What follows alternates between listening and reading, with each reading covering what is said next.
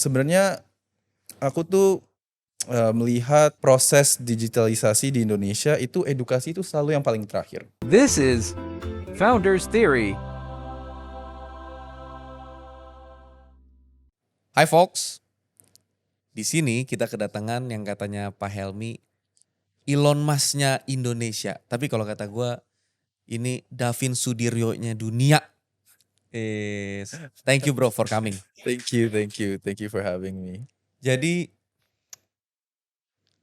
bagaimana aku memperkenalkan seseorang yang jenius? Caranya adalah lewat prestasinya. Dari 15 tahun usianya, Bro Davin membangun satu bisnis yang namanya Itani.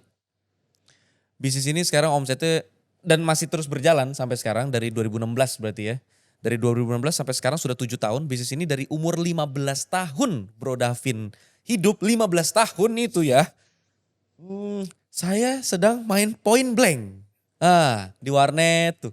Ini bikin bisnis platform online. Jadi platform online namanya Itani itu gimana koneksiin petani punya barang sampai langsung ke end user, farm to table. Tapi kita sebenarnya lebih ke retailer. Lebih ke retail. Ke tukang sayurnya gitu ya. Iya, Dari tukang sayur dan toko-toko buat toko sayurnya yang jual ke end user. bukan dari petani ke retailer. Iya, maksudnya nanti dari nanti si mereka retailer ya, mereka si yang jualin retailer ke yang jual, itu iya. ya. Jadi bukan farm to table, berarti farm to retail store gitu ya. Ya itu banyak memotong sekali proses-proses yang jadi lebih menguntungkan untuk para petani. Omsetnya per hari ini masih miliar per bulan. Ini profitable business yang memang style mainnya kalau kita sebut old money. Maksudnya bukan tipe yang startup. Ini kan memang aplikasi bentuknya ya. Startup bakar duit. Ayo kita invest bakar duit. Iklan bakar duit. Ini memang dari awal profitable.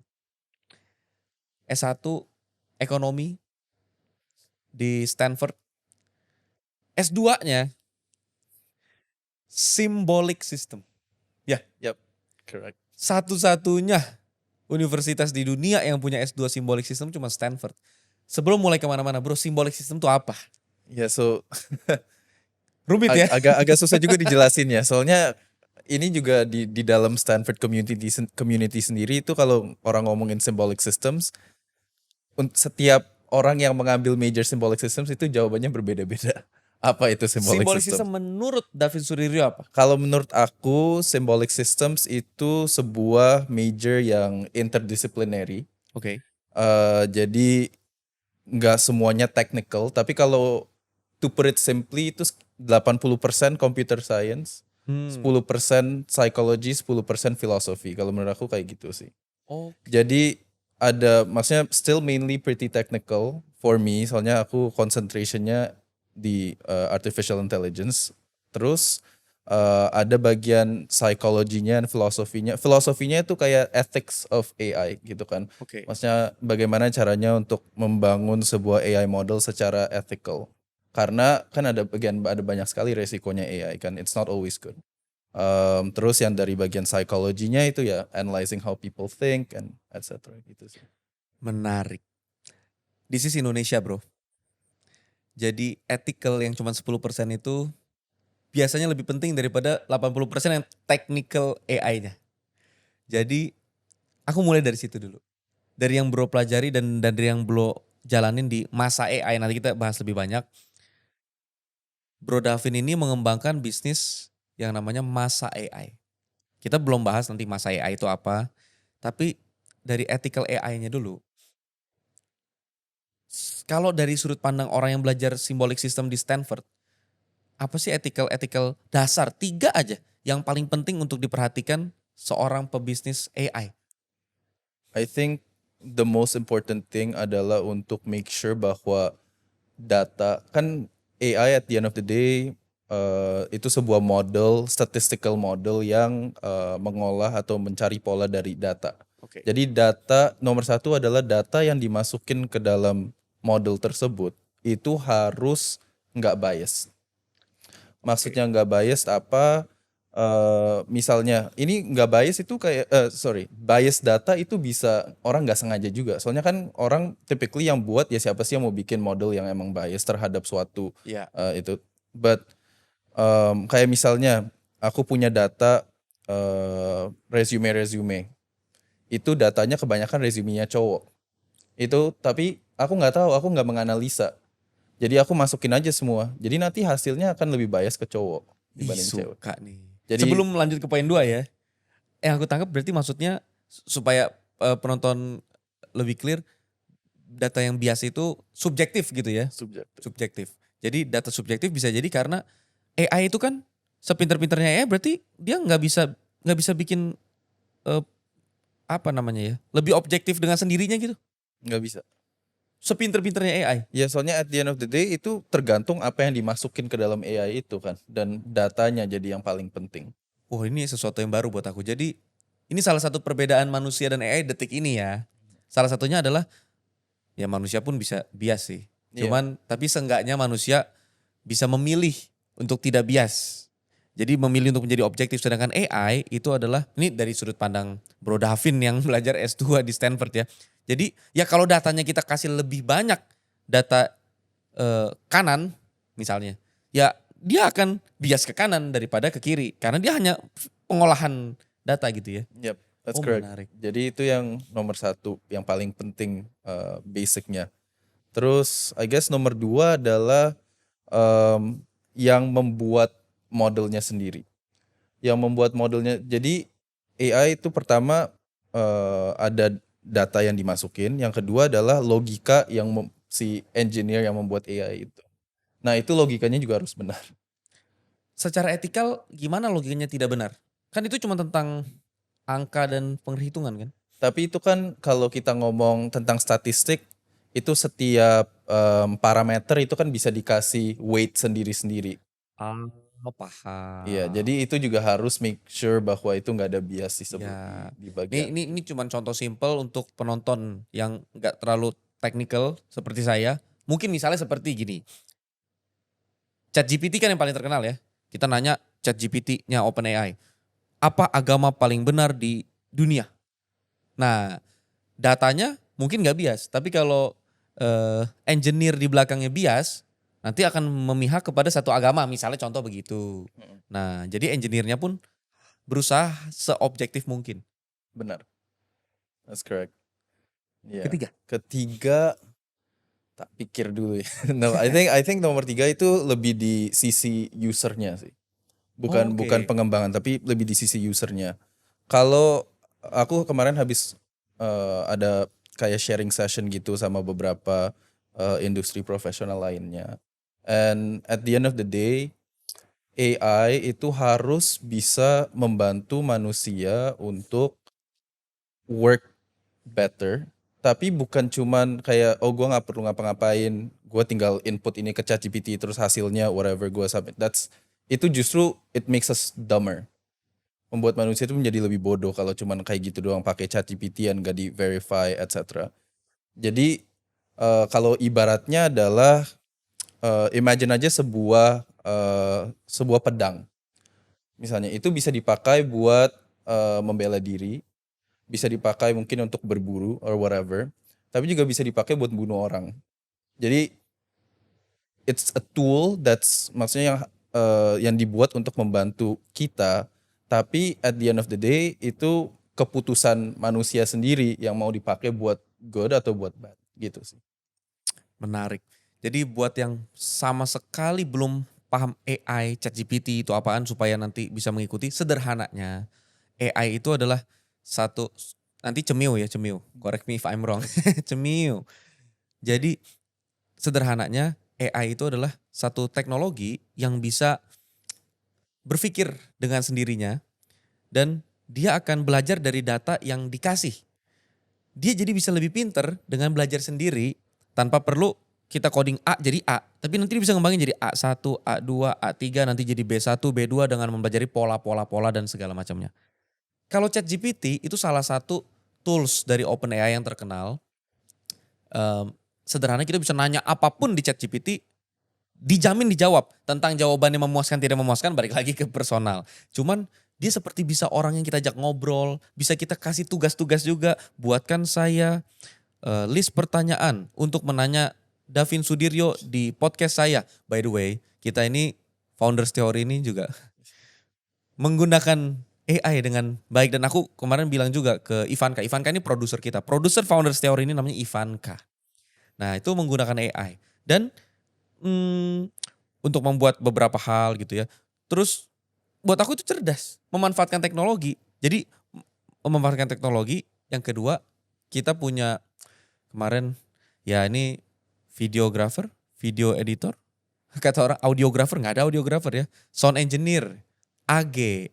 Nah, jadi AG juga pakai AI buat, ini kan kita ada 3 kamera.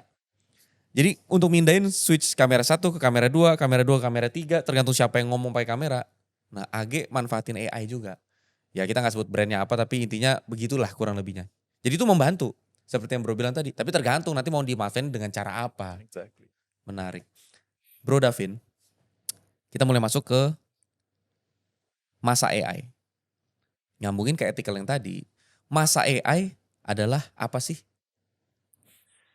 I guess dalam satu kalimat ya, masa AI adalah sebuah perusahaan startup AI yang bergerak di bidang pendidikan untuk membuat pendidikan itu harganya lebih terjangkau, lebih personalized ke knowledge dan juga kemampuan students dan juga lebih accessible. Aku coba parafrasein dengan kalimat sedikit Betawi lah gitu ya. Aku masih ada Betawi-Betawinya dikit. Jadi masa AI itu dari sudut pandang aku dengan mendengar penjelasan tadi adalah bagaimana caranya orang-orang bisa dapat pendidikan semurah 50.000 per bulan. So far sekarang segitu. 50.000 sebulan, tapi dia bisa belajar sama AI yang ngajarin dia berbagai hal. Dalam hal ini sekarang yang dikembangkan adalah persiapan TOEFL. Ya. Kalau kita universitas, biasanya kalau kita lulus butuh TOEFL. Ujian TOEFL, TOEFL kamu berapa ratus, TOEFL kamu berapa ratus. Ya, oke. Di luar tentang apakah TOEFL ini benar-benar membantu di pekerjaan dan bagaimana itu lain hal. Tapi detik ini ada kepentingan bisnis itu. Tapi pertanyaanku adalah kenapa pendidikan? Ya, apakah memang bisnisnya di situ atau memang itu passion, bro? Dua hal sih. Jadi yang pertama adik saya, co-founder saya, Jason, dia waktu saat COVID dia itu sempat punya bisnis kecil bimbel online. Umurnya Jason waktu itu berapa tuh? Penasaran? 18 sampai 19 tahun kali ya. Oke, masih 18 bikin bimbel. Iya. Oke. Dan bimbel online ini dia merasa nggak scalable karena susah untuk ngebalance supply tutor dan demand dari murid. Kadang-kadang demand-nya kurang, supply-nya kebanyakan, kadang-kadang supply-nya yang kurang, demand-nya kebanyakan. Jadi waktu itu aku lagi sempet waktu itu masih lagi belajar S2 di Stanford, terus dia telepon aku malam-malam, kok bisa nggak sih dibuat AI aja? Perusahaannya namanya dulu Tuti. Bisa nggak sih Tuti itu dibuat AI aja? Tuti. Iya, Tuti. Oh, lucu ya. Iya, lucu, namanya PT Tutti Frutti Edukasi namanya. Ya jadi dia bilang, kok bisa nggak sih Tuti ini dibuat pakai AI aja? Terus I told him, ya udah, let me try kerjain ini. Kita bikin kayak prototype gitulah buat salah satu kelasnya aku waktu itu. Soalnya aku ambil beberapa kelas AI yang berbeda kan. Nah, aku pakai aja ini sebagai salah satu project akhir kelas itu. Terus ya projectnya berjalan dengan lancar, and then aku sempat ngobrol sama profesornya kayak, ini bisa nggak sih dibuat, maksudnya di-develop lagi jadi satu startup ini, does it make sense atau enggak? Terus profesornya bilang ya why don't you just try kan. Jadi itu adalah alasan pertama kenapa bergerak di bidang edukasi.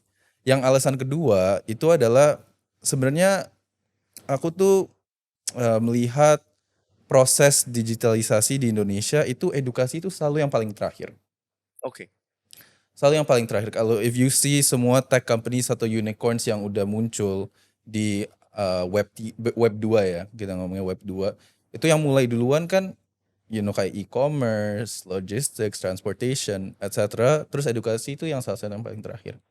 Nah, ini sekarang AI itu something new. Aku personally merasa bahwa ada banyak sekali permasalahan atau dalam bahasa Inggrisnya inefficiency di sistem edukasi di Indonesia. And aku merasa bahwa AI itu sebenarnya maksudnya mempunyai potential untuk menyelesaikan banyak permasalahan ini. Jadi and I want education untuk menjadi yang pertama yang di-address by AI di sini. Interesting. Jadi, Punya personal mission juga di situ ya. Kita punya banyak kementerian di Indonesia. Kita punya APBN mungkin kisaran 3.000-an triliun. Cemiu. Tapi 25% kurang lebih, 25% itu 1/4. Itu gede banget. Itu untuk Kementerian Pendidikan alone. Jadi Indonesia tuh udah jelas sadar bahwa dasarnya negara punya budget keluar itu cemiu ya. Pendidikan, kesehatan, hukum dan keadilan. Jadi pendidikan itu yang makan budget paling besar dan paling banyak. Sudah besar dan banyak pun, guru-guru kita pun belum bisa disebut cukup sejahtera. Kalau sudah cukup sejahtera, tidak banyak muncul berita dan keluhan seperti sampai detik ini. Bukan berarti itu kegagalan pemerintah A, B, C. Tapi ini memang kendala yang dialami juga seluruh dunia. Dan kita berusaha terus memperbaiki. Pertanyaannya adalah, di mana proses teknisnya masa AI membantu pendidikan di Indonesia? At least spesifiknya di pelatihan TOEFL ini. Apa bedanya dengan pelatihan TOEFL? Apakah dengan begini justru guru-guru privat TOEFL malah hilang jadinya? Jadi basically kalau kita itu lebih mau aku jadi lupa katanya. Untuk gimana ya, memfasilitasi interaksi between seorang murid dan seorang guru. Kita nggak ada plan untuk replace guru sama sekali, karena at the end of the day menurut kita guru itu maksudnya foundation yang nggak bisa dirubah lah, nggak bisa diapa-apain. Karena connection personal dari guru ke murid itu sangat penting menurut aku. Kalau waktu itu aku pernah ngomong sama waktu awal-awal itu aku cerita tentang masa, ada banyak yang nanya, oh jadi one day nggak usah sekolah dong, nggak usah sekolah kan? Masa orang sekolahnya lewat masa aja dong? No, that's not the point. I think guru-guru di Indonesia tuh memerlukan bantuan. Mereka memerlukan bantuan and we want to help. Karena misalnya ya, again ini correct me if I'm wrong, jadi cumi. Tapi rasio murid ke guru di Indonesia itu tinggi banget. Betul. I think 30:1 ratio. And kalau rasionya segitu banyak berarti apa? Murid itu interaksi sama gurunya kurang. Ya. Nggak ada personalized. Akhirnya mereka habis sekolah tetap harus lari ke bimbel kan.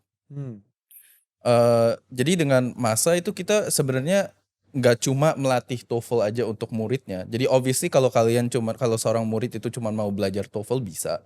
Tapi kita juga memprovide sebuah teacher dashboard di mana guru itu bisa melihat progres murid-muridnya dia. Guru itu bisa untuk misalnya mau generate sebuah lesson plan, etc. Itu untuk misalnya dia punya murid 20. Tapi kan dibagi 2 kelas, jadi kelas A, kelas B 10 murid. Itu dia bisa personalize based on aptitude individualnya murid-murid 10 murid itu. Jadi yang kelas A dan kelas B itu bisa diajarinnya walaupun dari kurikulum yang sama at the core, tapi itu secara agregat itu kan beda. Ada yang lebih kuat di misalnya grammar, terus ini lebih kuat di vocab atau whatever. Jadi bisa fokus of the lesson itu bisa of the in-person lesson itu bisa lebih tailored gitu. Oke. Ini cemeu nih ya. Jadi sebenarnya kan bahkan bukan cuma 2 kelas, 2 kelompok. Mungkin teknisnya satu guru kalau memanfaatkan masa AI bersama semua murid di satu kelasnya, misalnya satu kelas ada 30 orang. Bisa jadi ketika bikin latihan soal, 30 siswanya itu punya pertanyaan yang sama sekali semuanya personalized dan berbeda sesuai tingkat pembelajaran masing-masing. Nah itu juga bisa, itu tergantung gurunya mau kayak gimana. Tapi itu bisa, Bisa, dimungkinkan. dimungkinkan. Itulah, disinilah letaknya nih. Di sini disrupsi yang dilakukan. Kelasnya tidak dirubah. Guru itu kan untuk digugu dan ditiru gitu kalau kata orang dulu gitu ya. Artinya untuk diteladani. Itu sesuatu yang gak sekedar transfer ilmu, tapi transfer sangat banyak hal lain yang AI tidak mungkin bisa gantikan. Tapi AI bisa membantu guru benar-benar lebih maksimal dan efektif. Salah satunya lewat misalnya tadi 30 siswa. 30 siswanya terdaftar di masa AI bersama gurunya. Dan 30-30-nya dengan tools pembelajaran misalkan komputer atau apapun caranya. Mereka belajar latihan soal. Dan semua latihan soal sekarang kan dibuat sama manusia. Kalau sudah dibuat sama AI, artinya AI bisa menyesuaikan proses pembelajarannya dan lain sebagainya. Yep. Membantu guru juga. Jadi ya aku nggak tahu apakah di sana nanti ada virtual teacher assistant.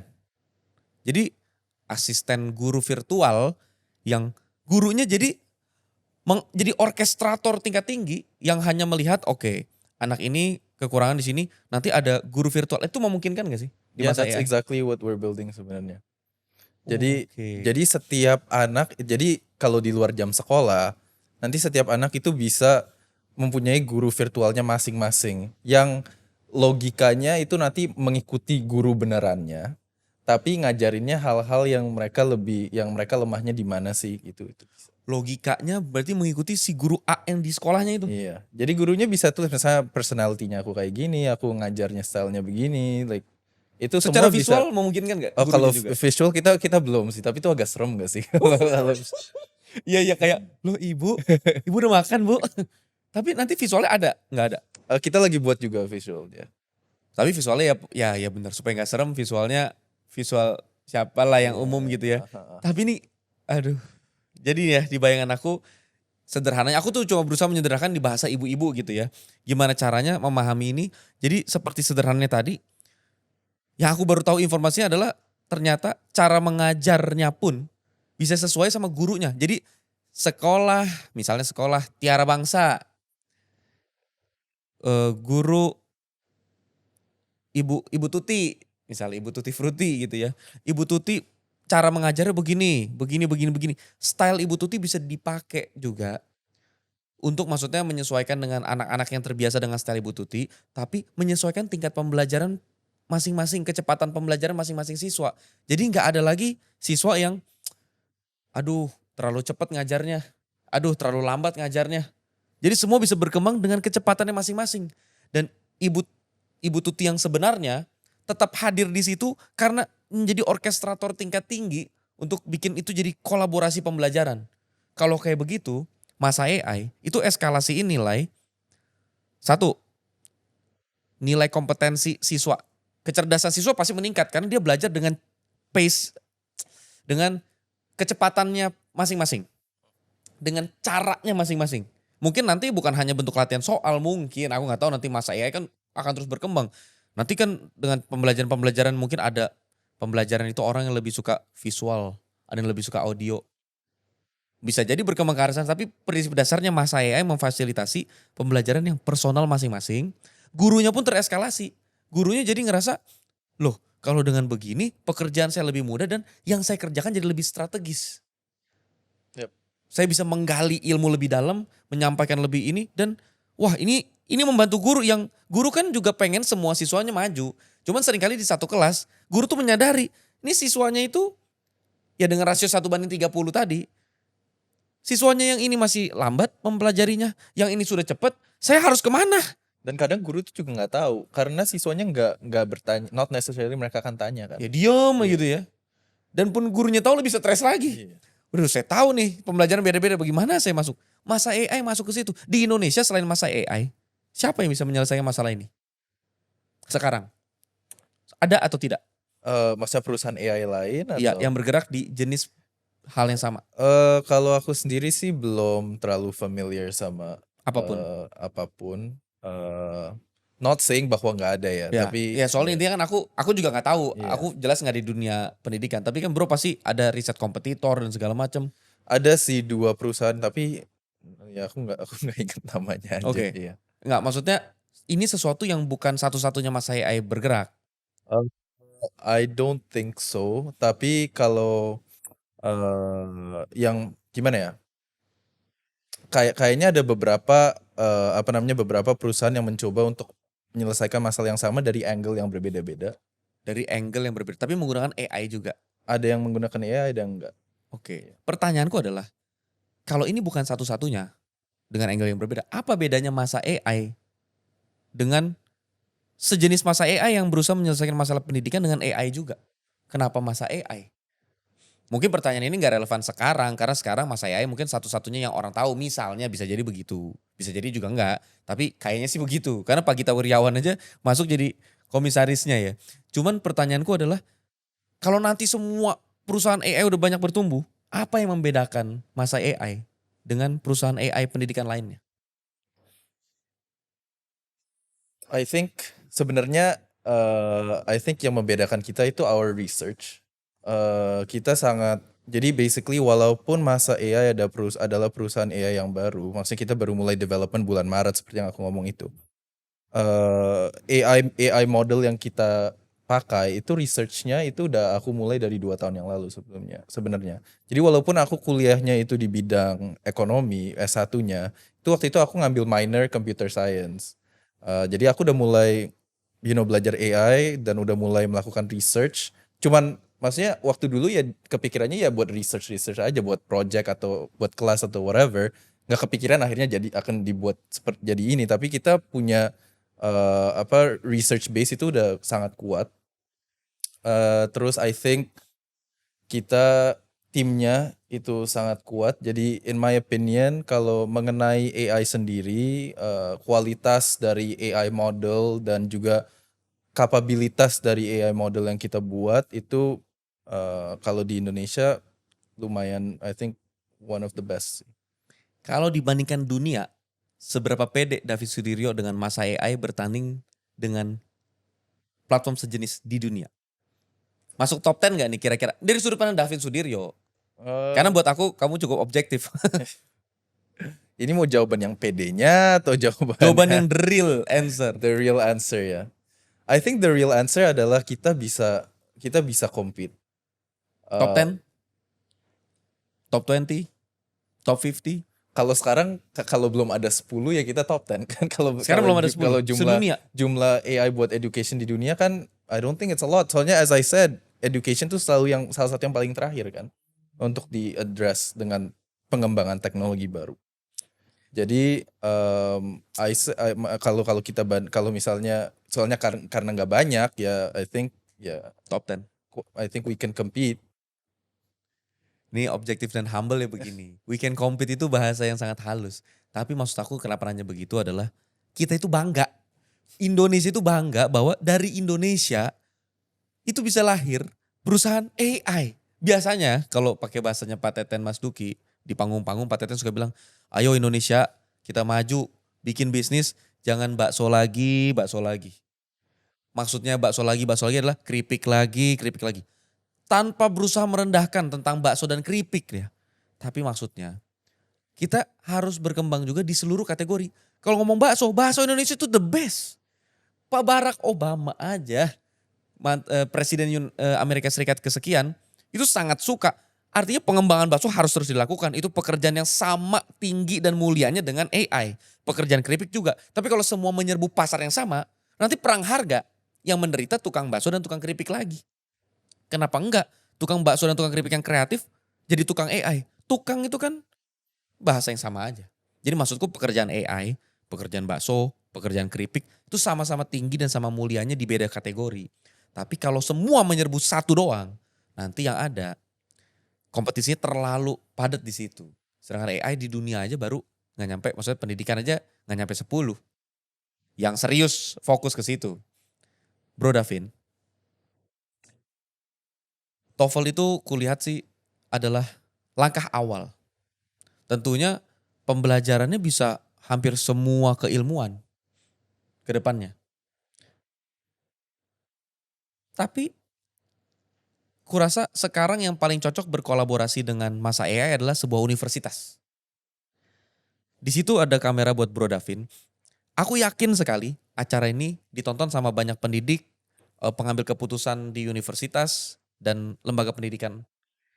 Apa yang bayangkan di depan kamera ini, anggap aja ada pengambil keputusan universitas-universitas. Katakanlah mungkin ada 100 universitas yang ada di kamera ini. Apa pitching Bro Davin dari masa AI untuk mereka? Silakan. Ya, jadi kami dari Masa AI hadir untuk membantu anak-anak mahasiswa-mahasiswa eh, mencapai kemampuan berbahasa Inggris yang lebih tinggi karena kita mulainya dari tes TOEFL.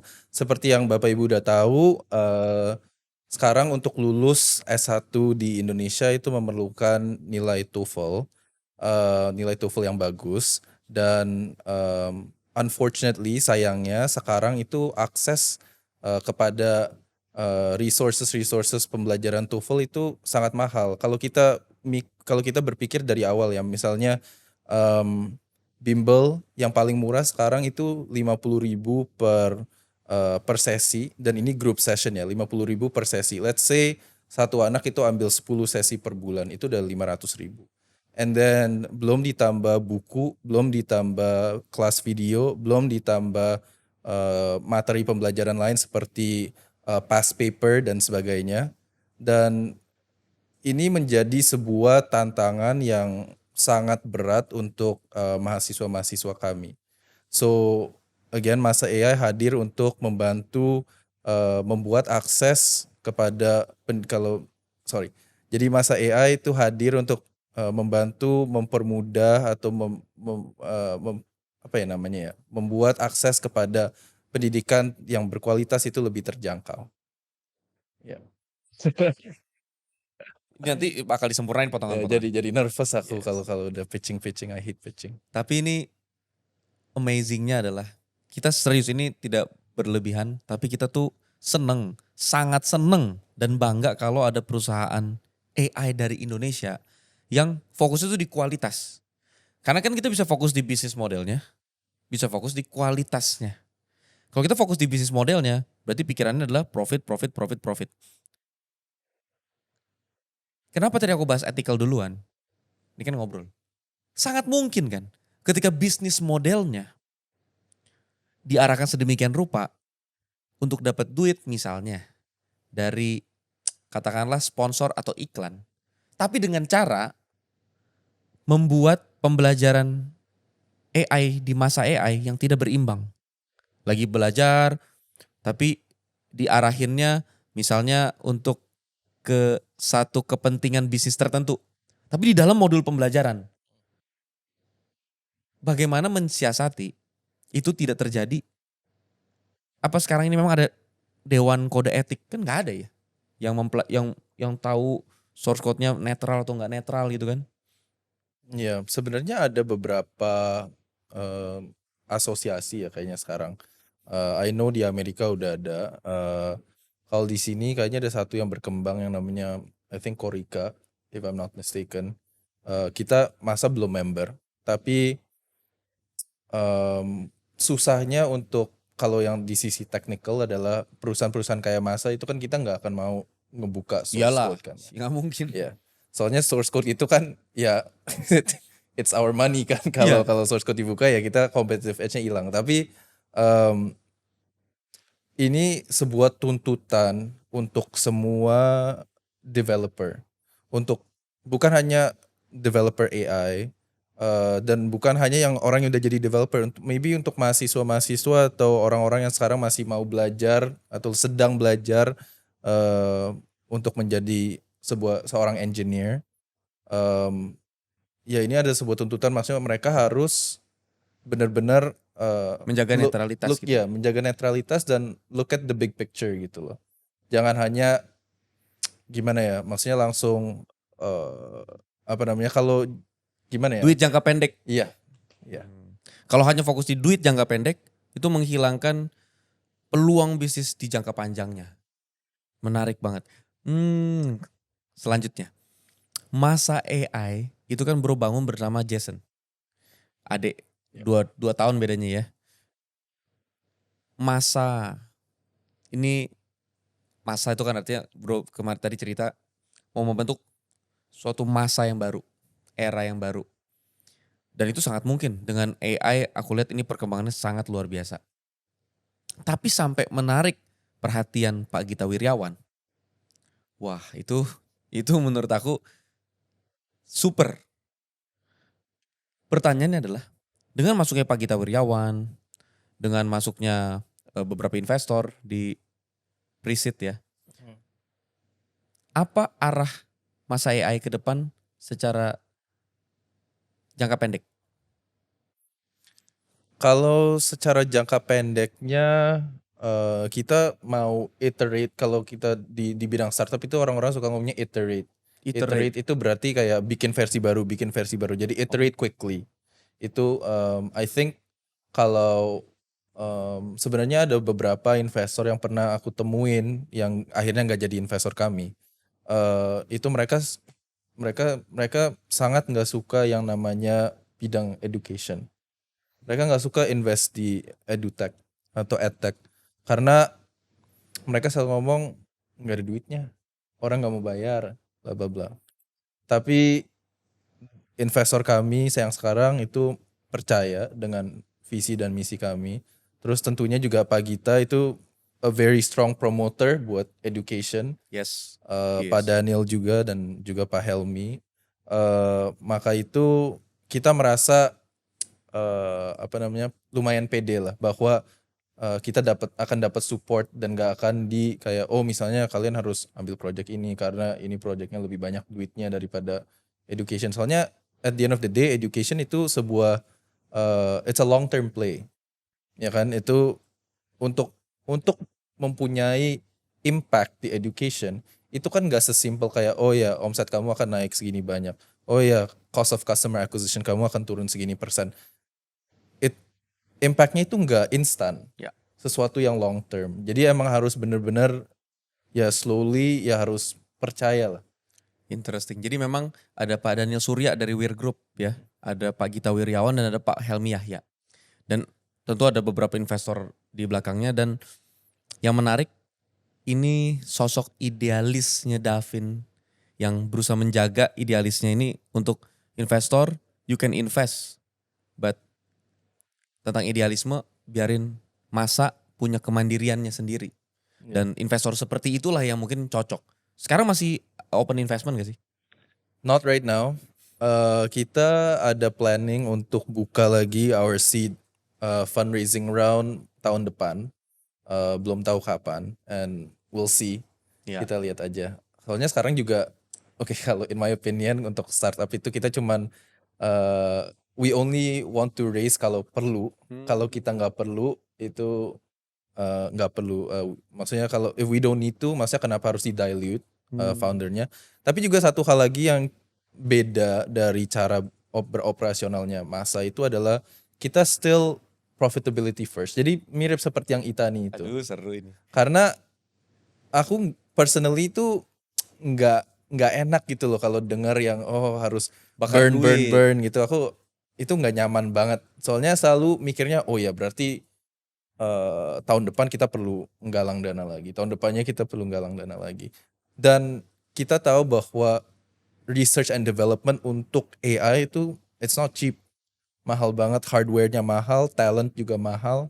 So profit first supaya kita bisa sustainable dan dan kita nggak harus bergantung 100% terhadap dana yang udah kita galang. Paham. Gitu sih. Ini menariknya adalah memang kalau ketemu sosok idealis, aku paham kenapa disebut Elon Musk Indonesia sekarang. Karena ini bisnis pendidikan. Pendidikan aja udah pasti nggak jangka pendek duitnya. Startup teknologi merubah kebiasaan pembelajaran orang kan. Jadi dua hal ini aja udah jadi jurang yang sangat dalam untuk jadi perusahaan yang profit first. Tapi dengan tetap masuk ke profit first, ini memang punya cara mainnya tersendiri. Dan buat aku itu cara main, nggak ada salah benar. Ini cara main, dan cara main begini kalau kita sebutnya old money style gitu ya. Ini kemarin baru dibahas di Finfocon. Jadi old money style tapi pakai new money spirit. Artinya new money spirit tuh ngambil peluangnya cepet. Agility itu kegesitan. Kegesitannya cepet. AI ini sesuatu yang harus gesit. Yang mungkin bulan depan teknologinya udah sangat berkembang lagi. Kayak makanya tadi mau iterate ya. Iterate itu apa? Update versi cepet. Tapi dengan cara bisnis old money. Yang profit first, nggak mau disetir kiri kanan untuk kepentingan berbagai. Yang penting fokusnya ke value dulu. Aku suka, aku sangat suka. Pertanyaanku adalah, bro bisa kuliah di Stanford. Itu pasti bro lahir dari keluarga yang bukannya papaku seorang tukang penjual kerupuk. Nggak model begitu. Biasanya kalau menurut Prof. Renald Kasali, ayah atau ibu orang tua itu kan akan sangat berpengaruh ke mentalitas kerja anak.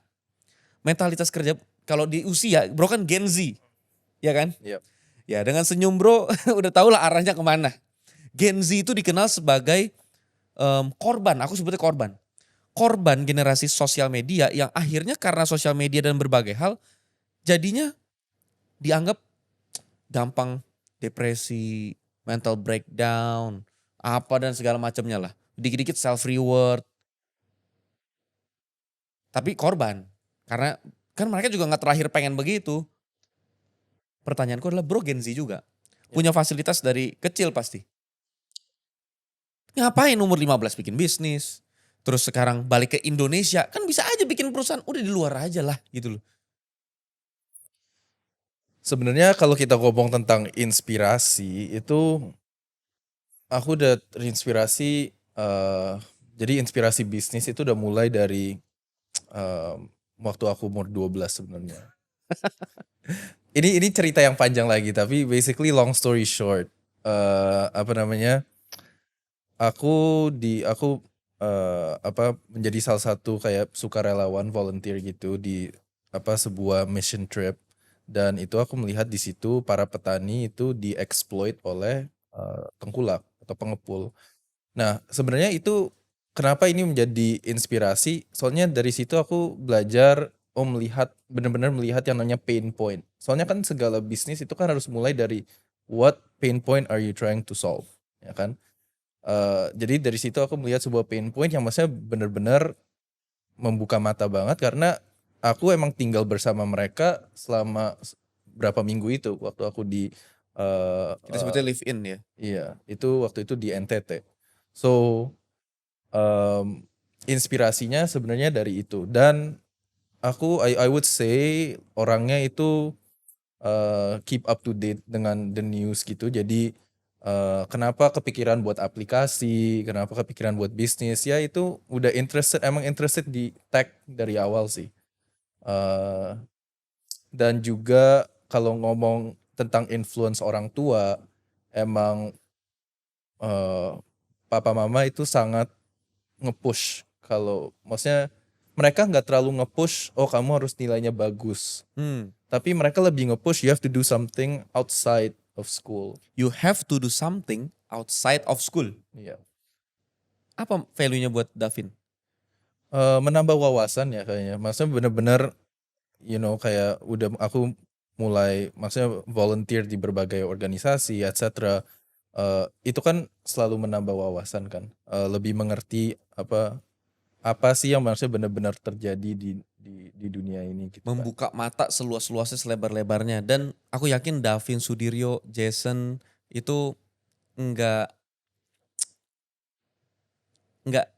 lahir dengan tiba-tiba cerdas dan kepikiran bikin bisnis dari kecil dan lain sebagainya. Pasti peran orang tuanya tuh sangat signifikan. Tapi kalau boleh berbagi, kalau boleh aja, kalau bro nyaman. Ini kameranya.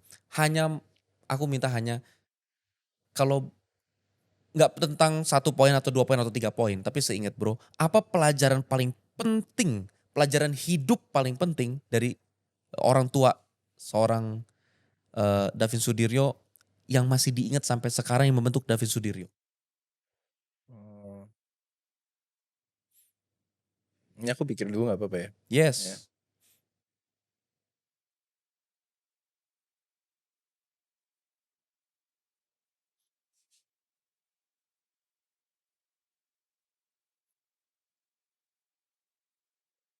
I think kalau aku bisa summarize in 2 hal.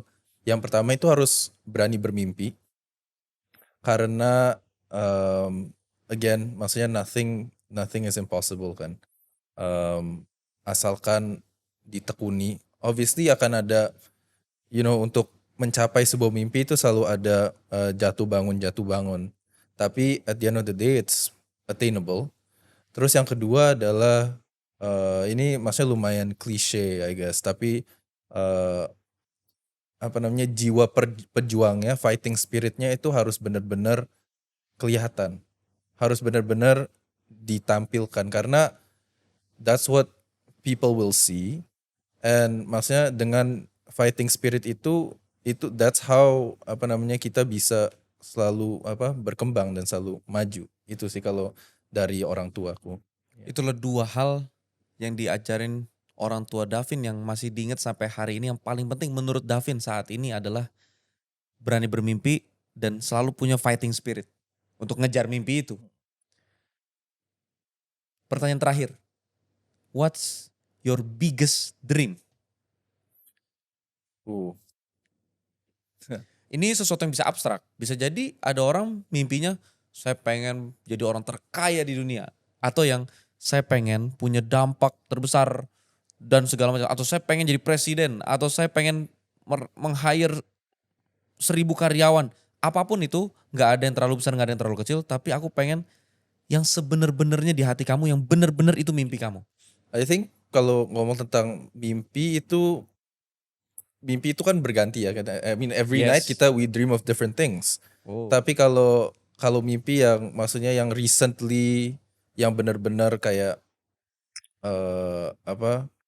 yang benar-benar nempel di pikiranku itu dan di hati itu, aku nggak mau Indonesia tuh menjadi underdog. Aku mau maksudnya Indonesia tuh kalau kita ngomong teknologi, aku nggak mau selalu maksudnya gimana ya, obviously ada Google and Google, Facebook, whatever. Tapi aku nggak mau itu menjadi suatu yang aneh kalau orang ngomong teknologi dan memikirkannya Indonesia gitu loh. Boom. Gila. Mimpinya tuh Indonesia loh.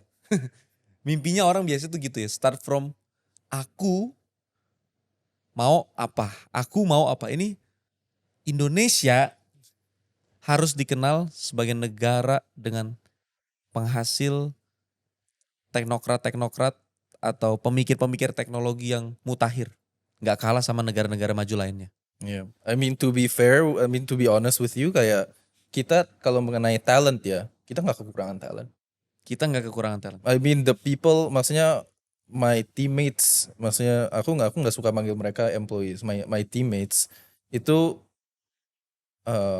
I would say kalau dibandingkan dengan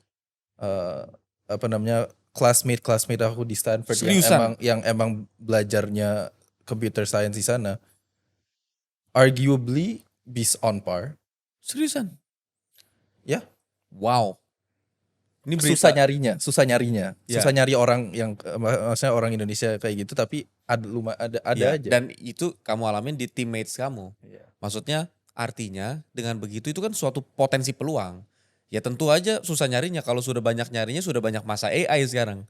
Nah, tapi detik ini dengan adanya masa AI di sini kan artinya ada transfer teknologi, transfer ilmu dari Stanford yang kamu bawa ke sini ke teammates kamu.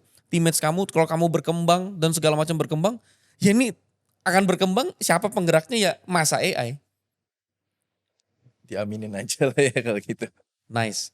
Fox, hari ini kita terinspirasi sekali dan kita sangat bangga.